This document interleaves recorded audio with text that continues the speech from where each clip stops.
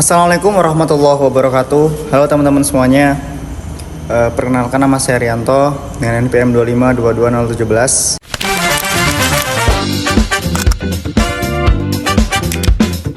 Saya Tegar Arimurti dengan NPM 25220003. Di sini pada video kali ini kami akan membahas tentang Perang Korea, yaitu salah satu konflik penting dalam sejarah Asia Timur yang berlangsung pada tahun 1950 hingga 1953. Nah, Perang Korea ya merupakan konflik yang terjadi di semenanjung Korea dan melibatkan Korea Utara serta Korea Selatan.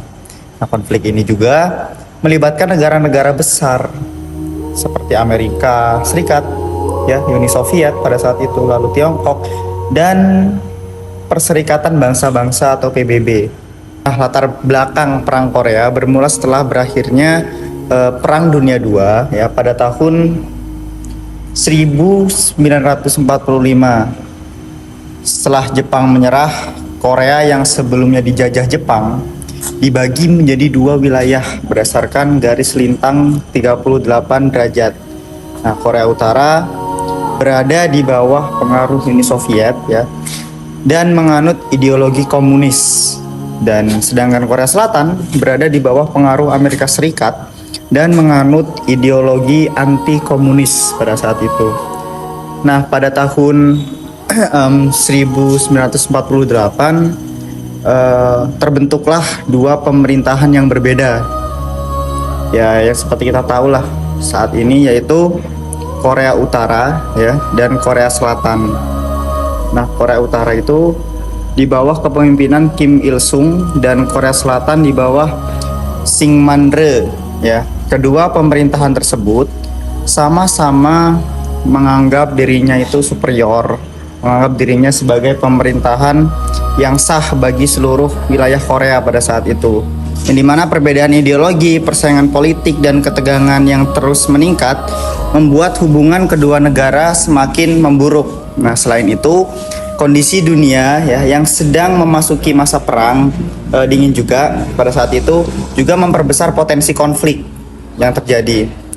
Lalu semenanjung Korea ya akhirnya menjadi salah satu wilayah yang memperlihatkan secara nyata gitu persaingan ya antara blok barat yang dipimpin Amerika Serikat dan blok timur yang dipimpin oleh Uni Soviet. Perang Korea pecah pada tanggal 25 Juni 1950 ketika Korea Utara melancarkan serangan besar-besaran ke Korea Selatan. Serangan ini dilakukan dengan dukungan persenjataan dari Uni Soviet, sehingga pasukan Korea Utara mampu bergerak dengan cepat dan berhasil menguasai sebagian besar wilayah Korea Selatan, termasuk ibu kota Seoul. Melihat situasi tersebut, Dewan Keamanan PBB mengeluarkan resolusi untuk membantu Korea Selatan. Lalu Amerika Serikat kemudian memimpin pasukan gabungan PBB dalam menghadapi serangan Korea Utara.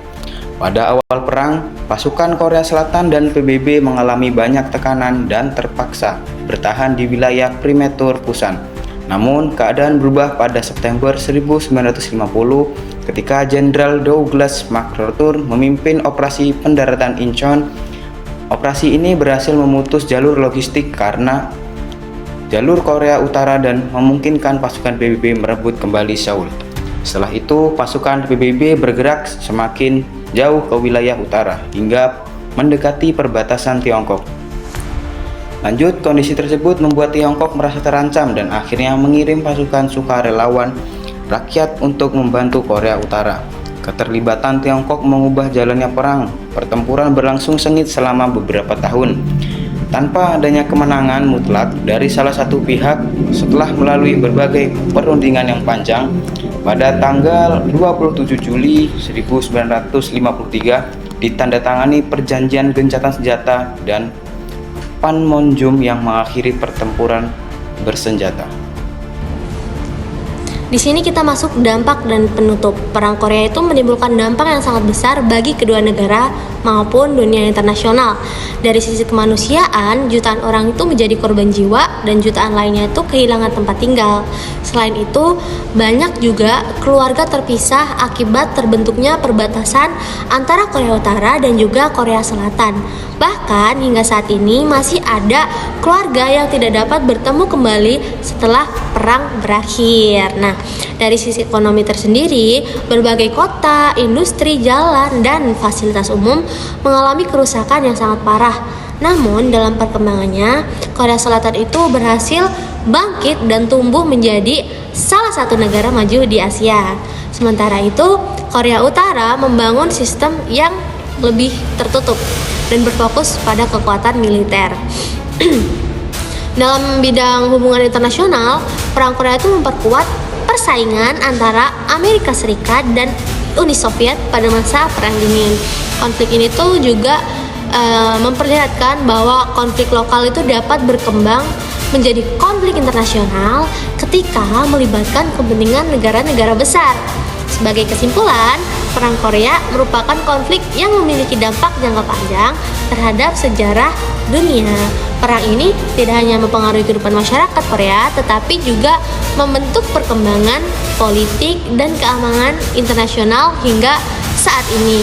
Bahkan setelah lebih dari 70 tahun, Korea Utara dan Korea Selatan tuh masih dipisahkan oleh zona yang namanya demilitarisasi dan belum mendatangani perjanjian damai secara resmi. Terima kasih, bye-bye.